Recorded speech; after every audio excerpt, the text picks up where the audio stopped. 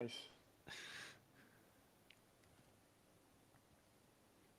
All right, welcome to the Future Christian Podcast. And Shane, thanks for being here. What else would you like our listeners to know about you? Oh, that's it's all good, man. I'm glad to be on the show with you. Great, great. Well, we'll jump right in then. Tell our listeners a little bit about your faith journey, what that's looked like. Well, I'm I I got mean, a mind you, we like only have 45 minutes, I've so got 4 decades of journey here, but yeah. I grew up in Tennessee, East Tennessee, in the Bible Belt, and I grew up Methodist, Mm, and mm, I can remember in middle school going to the altar and dedicating my life to Jesus. mm-hmm. There's definitely those moments that were instrumental, in kind of marking that spiritual journey. Sometimes I joke, that we would go to the same retreat every summer and get born again. Yeah. But I can remember that, and I got kind of, uh, I guess, curious beyond the Methodist church. So I joined this Pentecostal church that met in a big old warehouse kind of space, and Mm-hmm. I loved it. It was like they believed in miracles. They believed in healing. They, rebaptized me by dunking me. None of that Methodist sprinkling stuff, and Yeah.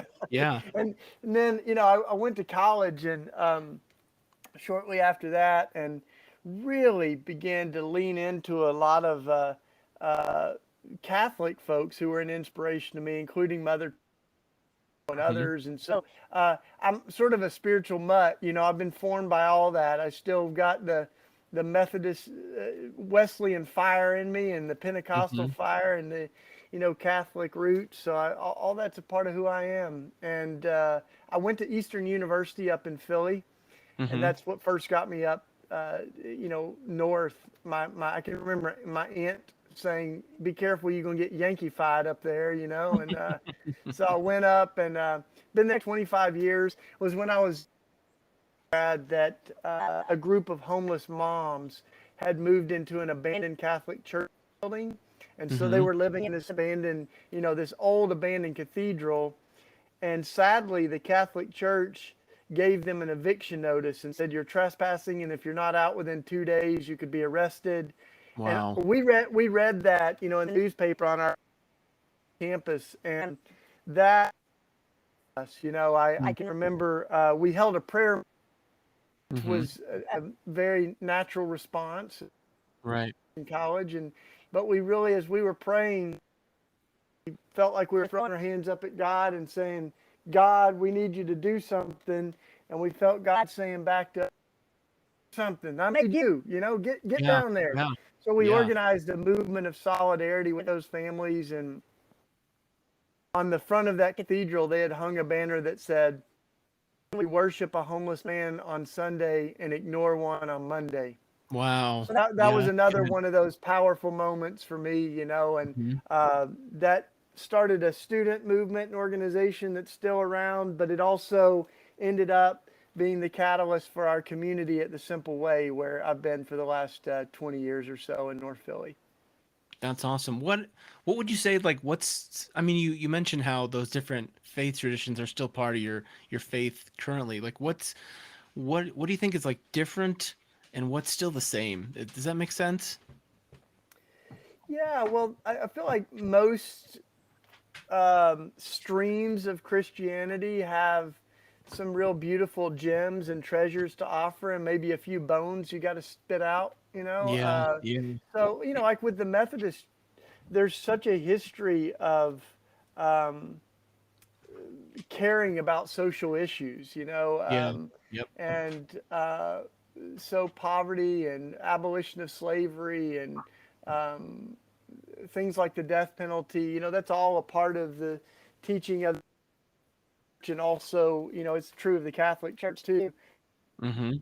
But I love the Pentecostal fire too. I feel like there's a lot of traditions that um, Could use some of that. we just need a fresh touch of the Spirit. So I've Yeah. I've Yeah. embraced tried to embrace the best of those streams and challenge the things that need to be challenged, or find my way through the midst of it. Yeah, I like that. What spiritual practices have been meaningful for you? Well, like it was about 10 years into our community life, ended up finding that we were in a lot of ways better activists than we were prayers. You know, I think I grew up Hmm. focusing on prayer, but also Yeah. seeing that not careful, prayer can be a place to hide from responsibility. You know, like the Mm, politicians yeah. that offer prayers after every about doing the stuff required to stop mass shootings. You know, so I think we became Yeah. activists, but then we came back to prayer and we created this book called Common Prayer, Hmm. and there's a of it, but it has prayers for the morning, prayers for the evening, and prayers for the the middle of the day. And some of those are prayers that I learned in India. They're old prayers that we dusted off, and there's 50 songs in the back of it. So that's, been a really vital part of my spiritual life. That this book was kind of a product of our Hmm. own quest to hold together prayer and activism, or as the scriptures say, faith and works, and not to Yeah. separate Yeah. those, but to hold them together like two sides of scissors. They really have to work together. Yeah. That's great. That's great. I'll have to check that out. I think as someone who grew up conservative, I think prayer can be, for me at least, one of the hardest things because it feels, I don't know, um, it feels so rote at times yet. And that's so, but sometimes it can be so commonplace that it's helpful to have some written out prayers just to lean into. And Sure, and we leave space on for that, kind of the spontaneous prayers of our hearts, and things like right. that. But there's prayers that I guess when I was in India, I worked with Mother Teresa and the nuns, in Calcutta, and one of the things that I learned is every day they were praying the same prayers, and Mm-hmm. the prayers were not just requests for God, but they were more like kind of calling ourselves to Yeah. action. So Yeah. one of the prayers we prayed in India that's in our is may every person I come in contact with feel your presence in my soul, Jesus. May I Mm, leave off your fragrance everywhere I go. So, yeah. that idea that we're to leave off the fragrance of Jesus, that we're to, as Paul said, live the life I live. It's not me, but Christ in me living it. Right. So, that we would be the hands and feet of Jesus in the world. Those are beautiful prayers. So, I try to pray those every day. Let me ask, how did you get to a place where you're like, I'm volunteering with Mother Teresa? How'd that start?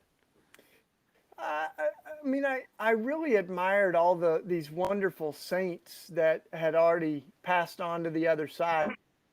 My Mm-hmm. heroes were folks like Dorothy Day, the founder of the Mm-hmm. Catholic Worker Movement, Martin Luther King, Oscar Romero, St. Francis and Clare, and that Yeah. beautiful youth movement in Assisi, Italy.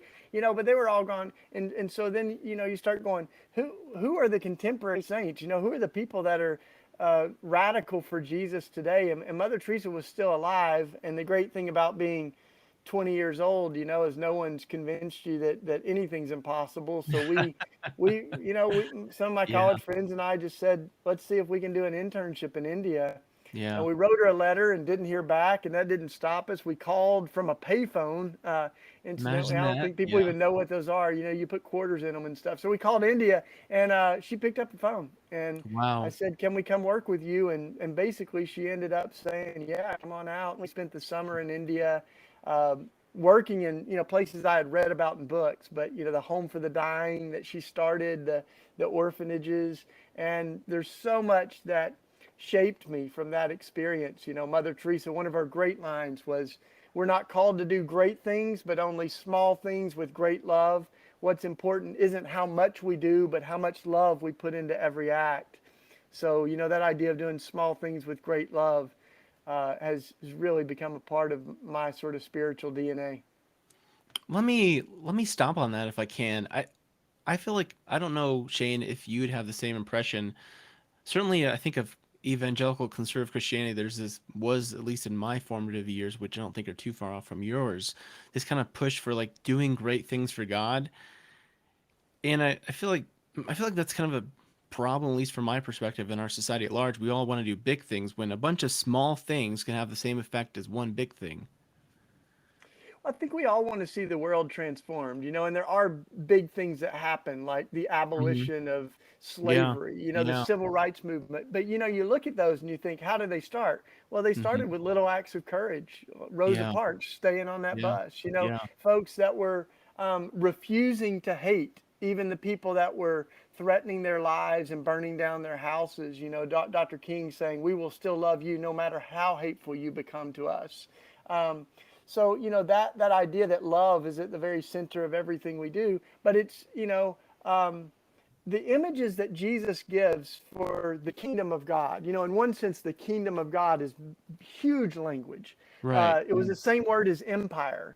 So the Hmm. Roman Empire, Jesus is Yeah. kind of flipping that language and giving a vision that's different from Rome's, right? That the Right. world, that the kingdom of God would come, and it's an upside down kingdom, where the last are first and the first are last, the mighty are cast from their thrones, the lowly are lifted. But what's interesting, as Jesus describes it, the very small and subtle, like salt Mm-hmm. in Yeah. the world, to season the world. That's what we're to be like. Light, which you can't even really wrap your hands around, but to pervade, this pervasive force that we're to be light in the darkness, or like yeast in the dough. We're to, Hmm. be this sort of uh, substance that brings love into the world. That's who we're to be as the people of God. And one of my favorites, of course, is the mustard seed, which Yeah. was, Yep. I've seen the real biblical mustard seeds are so small you can hardly see them, and they don't turn into the giant redwood type, Right. cedars of Lebanon, but it's this kind of invasive plant. In fact, that Hmm. it's more like kudzu than the Yeah. cedars of Lebanon. But that's those are the images that God. So Dorothy Day of the Catholic Worker Movement, again, one of my heroes, she said that sometimes we think we need to be bigger and bigger, but actually the kingdom of God sometimes grows smaller and smaller. Like Hmm. that yeast that takes, and it is about transforming the world, but the power isn't coming from the top down, but from the bottom up. And I think that's exactly where we get it wrong. Is a lot of Hmm. our Yeah. methodology and our vision for how the world changes is that this all is the same way the world does stuff. Yeah. Power trickles down or wealth trickles down, Yep. and kind of Jesus gives us a different vision that this boils like water from the bottom up. I love it. I love it. Talk about kind of how you got into this movement or work you're a part of now. Really, this kind of peacemaking and uh, stuff against gun violence. Well, I grew up saying I was pro-life very passionately, saying I was Yeah. pro-life, but I came to realize how narrowly we defined what it means to be pro-life. Yeah. Often, really only thinking about one issue, abortion.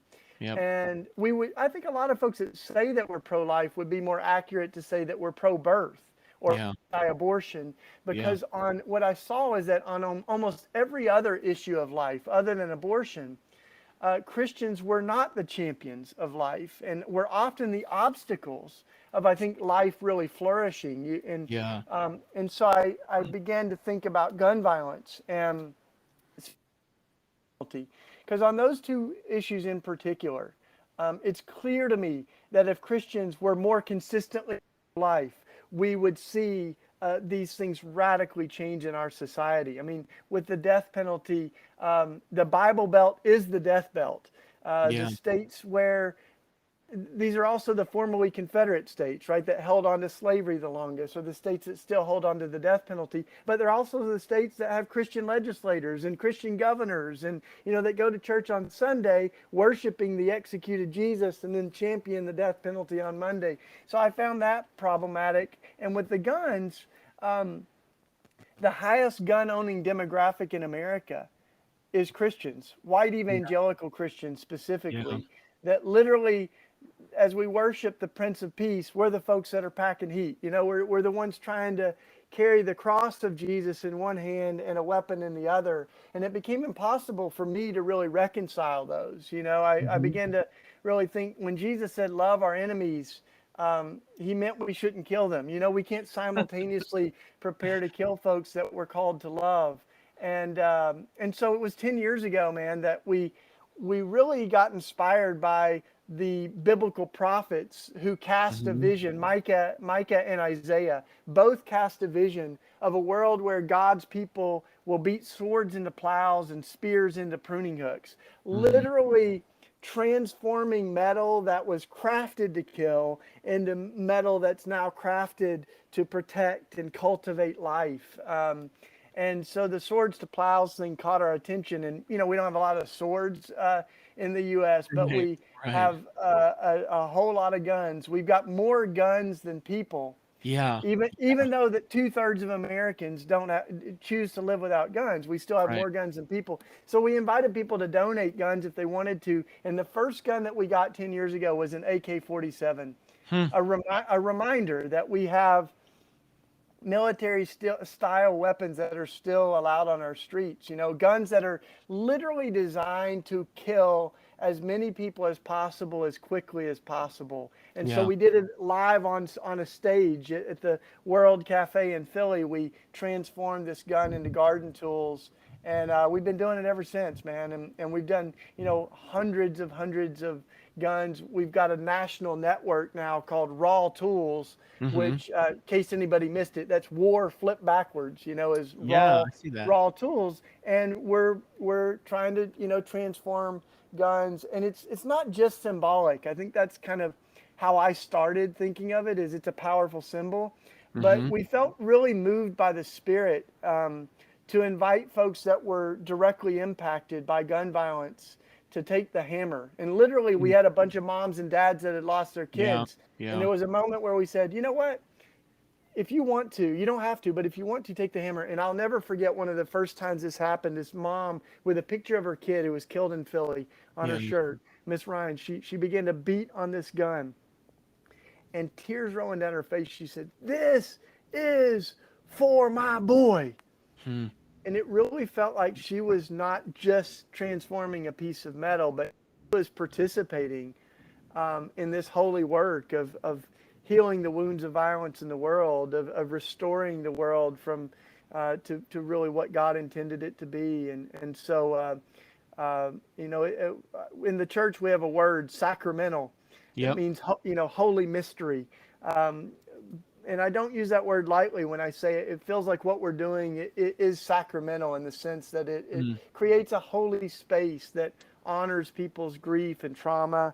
And we've had all kinds of stories, at the Forge. One guy that hit a gun 18 times, and he later told us that he had actually killed an 18-year-old. And so he was Wow. praying as he Wow. hammered that God would heal his heart and the heart of the family, the hearts of the family members of the man he killed. And um, we've had folks that have lost their loved ones, like my friend Sharon Risher, whose family was killed in the Charleston shooting in Hmm. Emanuel AME, and she named all 9 of them, her mom, her cousins, her family members that were killed. And afterwards, she's become a dear friend now. She said, there's a part of me that realized everything that in the back of my mind I thought I might have thought that I would like to do to Dylan Roof. I just began to take it out on Hmm. that gun. And, so it creates that space where really some healing can happen. And these folks like Sharon Risher are just heroes of mine. So I know like a lot of folks are not watching but listening, but I did bring a few visuals here, of our Right. Yeah, I love visuals. the plows that we make and the Uh-huh. shovels, and I make crosses now, and even these the handles are made out of the wood stock, from the guns. So Yeah. Yeah. it's holy work, powerful work. Yeah. You know, something I heard kind of in your discussion is the word idolatry. And I imagine this is something that you've thought about in your work. And I wonder, like, I live in Colorado in the Denver metro area, we have faced too much. I feel like my whole adult life has been kind of just interspersed with mass shootings in the metro area that I live. And I think about, I can't remember, was it last spring, early this spring, I want to say there was the shooting in Boulder. And I thought about, like, it wasn't able to happen with COVID and such, but I thought about like trying to do some kind of gathering where we speak against like the gun idolatry in our nation. and I just what I see is like a worship of guns, and I'll just be like full disclosure, Shane. Like I say this as a gun owner. Like I have guns safely stored in my house, but like talk about like the gun idolatry in our nation, and I'm assuming you'd agree with that perspective. Yeah, and first of all, when I think of Colorado, I mean the tragedy in all of this is that many of these towns that we think of are now known for the horrible Yeah, massacres that happen there. You know, you think of Aurora, Columbine, Norman. Aurora. I mean, even just where you are, and Boulder, Thousand Oaks. Mhm. Like these towns that are now that's become a definitive part of their identity. It's so heart wrenching. Um, and interestingly enough, like Raw Tools is based out of Colorado Springs, so Hmm. there's not. I don't think it's a coincidence at all that that's where our sort of center is. And so when Boulder happened, we were able to do a number of things to respond to that tragedy. Namely, remembering the victims and folks that knew them, Yeah. kind of centering their stories. And we did a weapons transformation. We also worked with all kinds of churches in the Boulder area to create a network of Hmm. safe surrender sites. So places that people can get rid of guns, because folks often don't know how to get rid of guns. You Yeah. inherit 10 guns Yeah. from your grandfather, or you rethink your handguns in the house or Hmm. whatever. It's not easy to get rid of them. So we're trying to make that easier. So we dedicated a chop saw to a church there in Colorado when we were out there. But Hmm. when you use the word idolatry, which we use in our book, Beating Guns, Yeah.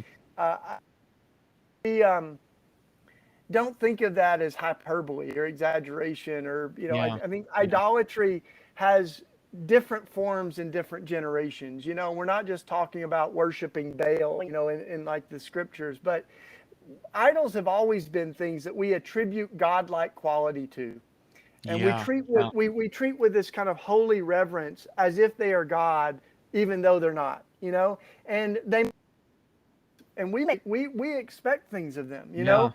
Guns promise to deliver us, self-determination, Safety. protection. Yeah. Rid the world of evil. I mean, these things that we really, as Scripture says, some may trust in chariots and some may trust in horses, but we're actually to Yeah. trust in God.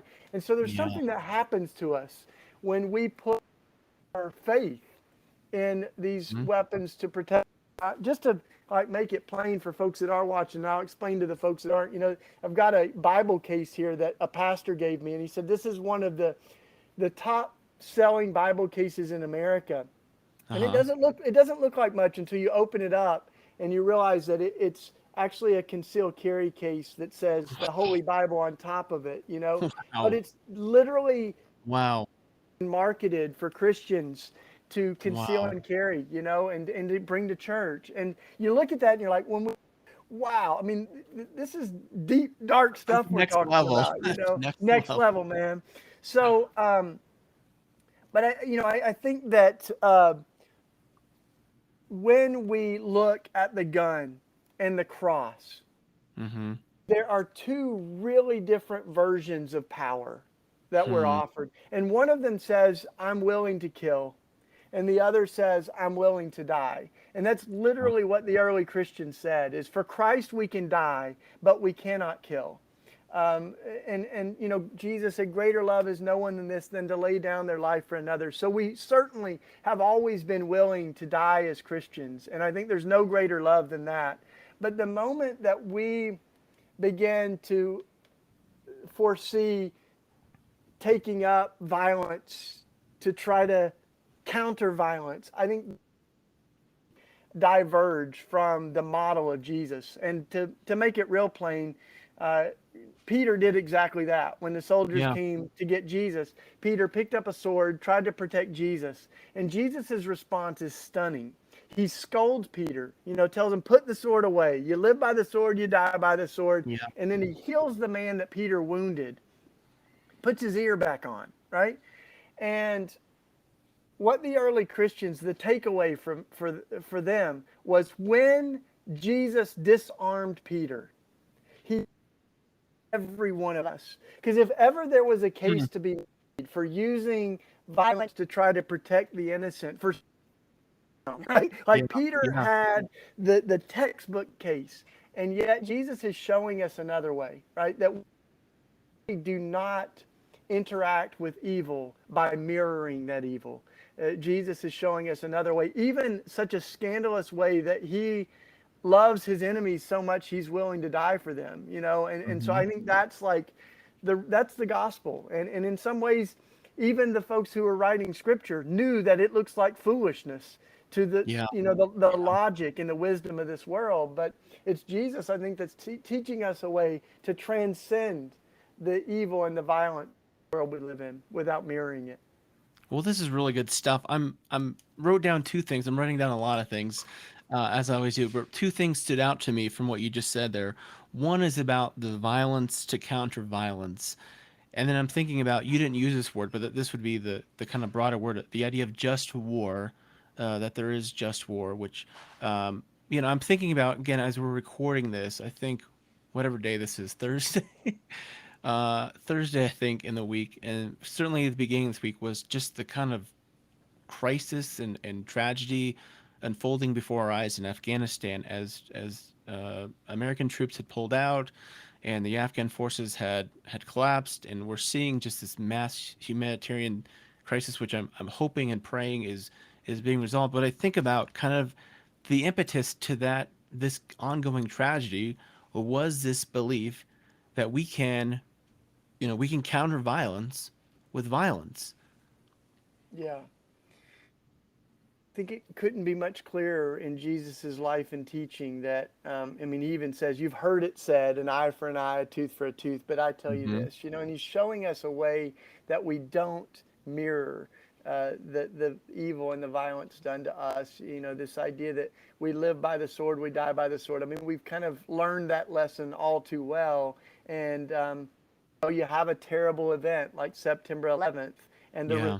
response is often violence, you know. And one of the heroic voices in all this, I know a lot of folks listening may be too young to remember September 11th, but after September 11th, of family members who lost their loved ones, their Hmm. immediate loved ones, spouses, children, moms and dads, and they got a group together called that became known as Families for Peaceful Tomorrows.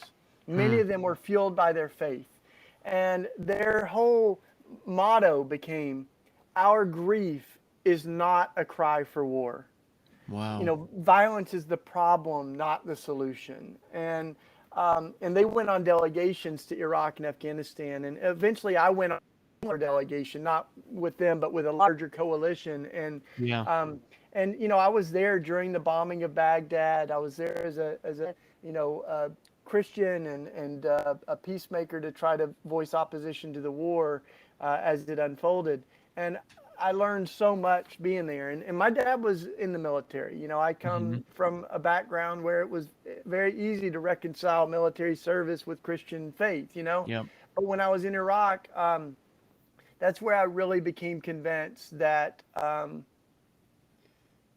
we are, when the history of the United States, Hmm. we it's almost hard to imagine our country without guns and Yeah. without violence, without military strength. I mean, how do you take native folks' land? You know, Yeah.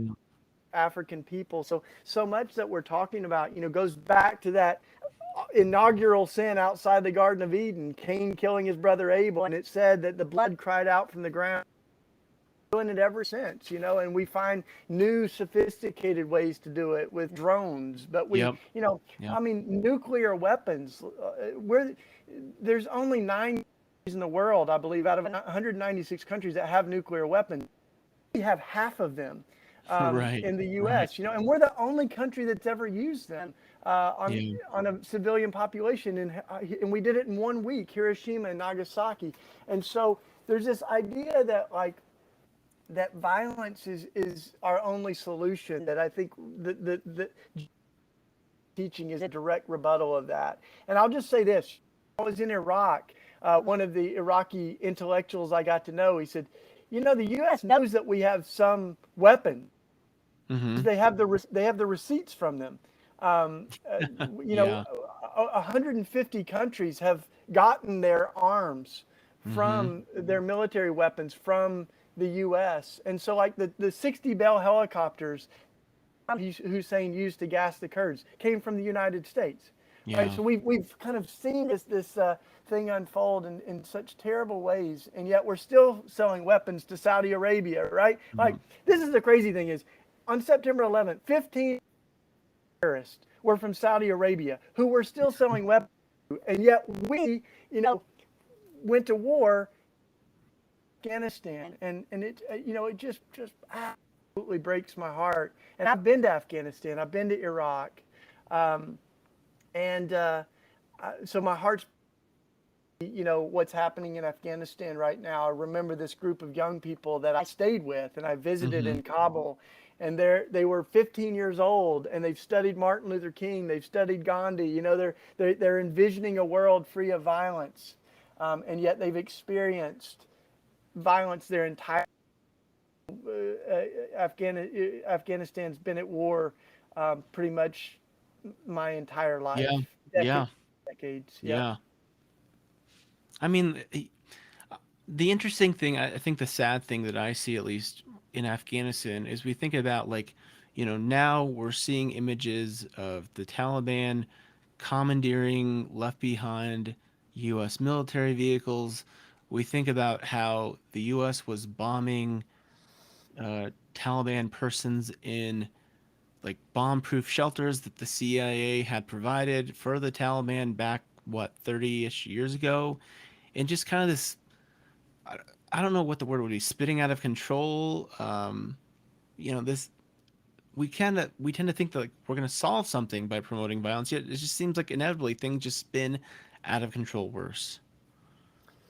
Yeah, I mean, we did the same thing with Saddam Hussein. We really Yeah. come to power, and I think that um, when I look at Afghanistan, I mean, there's now, I mean, billions of dollars worth of military equipment that Yep. is, Yep. fair game for the Taliban, Apache Humvees, and all of the damage that can be done, and our own military spend. Jesus said that get the log out of our own eyes. So it's, Yeah. we, Yeah. we look at all these other countries and say they shouldn't have nuclear weapons. And at the same time, we've got the firepower of 50,000 Hiroshima bombs. Like we could, Hmm. there comes a point where you go, how many times blow up the world? Like real, do we really, and Yeah. especially for Christians, right? Like, where does an atomic bomb even have a place for someone who's a follower of the Prince of Peace? Like, Yeah. how do we even have an idea that we should have a bomb that can kill 100,000 people? I think that's where I really long for Christians to be a consistent voice for Hmm. life. And I still care about abortion, reducing the number of abortions. But I also believe for me to be pro life means I care about the 100 lives lost every day to gun violence. I care about Yeah. ending the death penalty. I care. And the irony is, so many Christians that are praying for Afghanistan right now are the same folks that don't want to welcome any Afghan refugees. So we've Yeah. got to be more Yeah. consistent in this. That Yep. we can't say we love you as long as like Right. there's a Right. desperation right now that to show the compassion of Jesus, as he himself, we're going to be asked, when I was a stranger, did you welcome me? Yeah. And so I want to be able to say, yeah, we sure did, and as much as I want to see a more stable Afghanistan, I certainly think those who care about the people of Afghanistan should be the biggest champions for welcoming Yeah. refugees and immigrants. And this is not a partisan thing. I mean, This is a uh, spiritual thing. This is a yeah, Christian it's a thing. spiritual thing. And Donald Trump had the lowest numbers of refugees and immigrants coming in that we've had in recent history. But Joe Biden was set to have even lower numbers until Yeah. Christians and others really advocated to raise the refugee ceiling in our country. So all of these things, these are not just political issues. I think they're an extension of what it means to love our neighbor as ourselves, which is the greatest command. That and loving God, like they're inseparable. Yeah. I feel like that's so important is to, I don't know, when we get into labeling things as political, it just becomes about red versus blue. When I feel like if we can say this is a spiritual issue, this is what it means to be a follower of Jesus, then we can kind of wash away to some extent those things. Um, Well, I think we can also like take the word back a little bit because sure. for Yeah. for Yeah. like I think what has become really distasteful in people's mouth is the partisanship, right? Yeah. Yep. Like Yep. that this is about the Republicans or the Democrats, whereas I'm not partisan at all, but I do believe like the word politics, the Yeah. core of it is people. Right.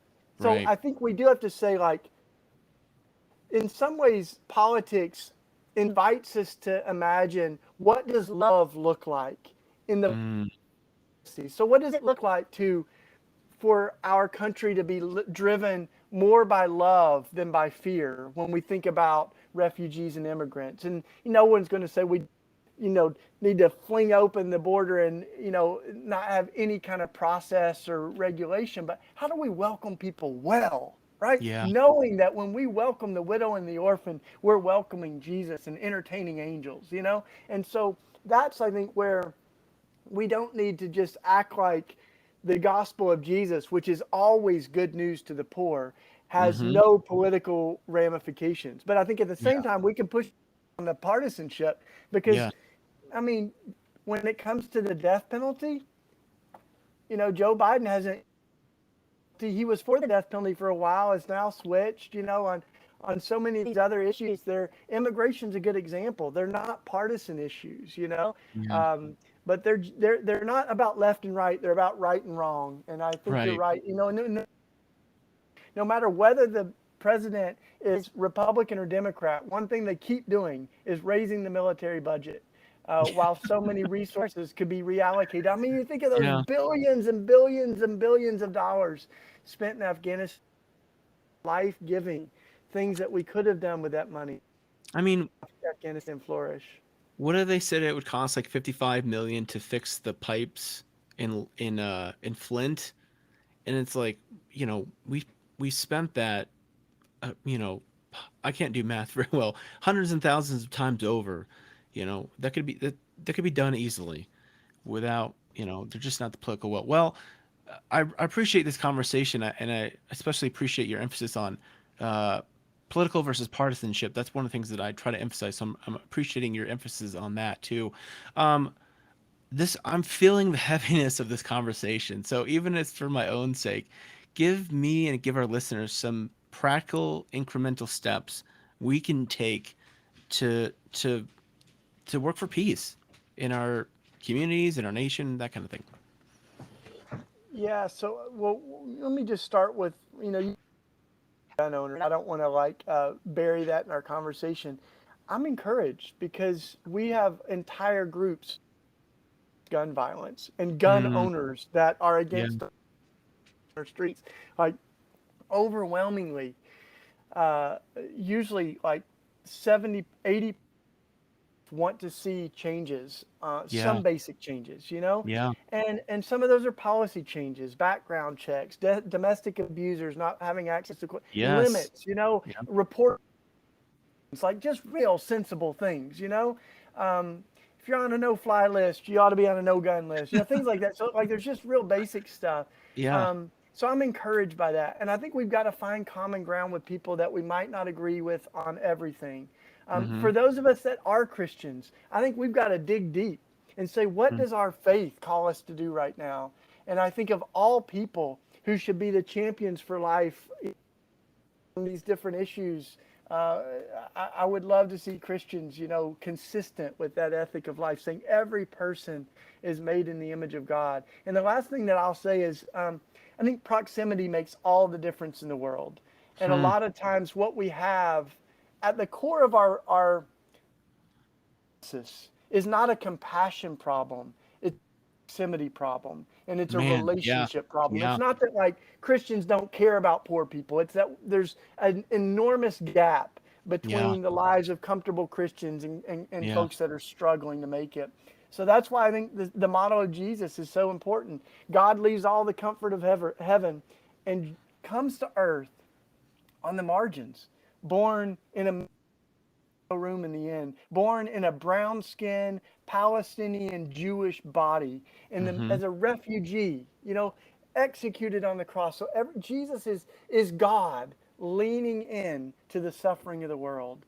And we're called to do the same, right? We're called not to pull ourselves away from the pain, but to Mm-hmm. lean in and to allow it to keep us up at night sometimes, to wonder what we can do in response. What does love require of me right now? And that's, I think that's the invitation, is not to see these as disparate, Mm-hmm. isolated issues, but that these are immigrants. Like, that's not a debate. Those are neighbors to be Right. loved, you know? Right.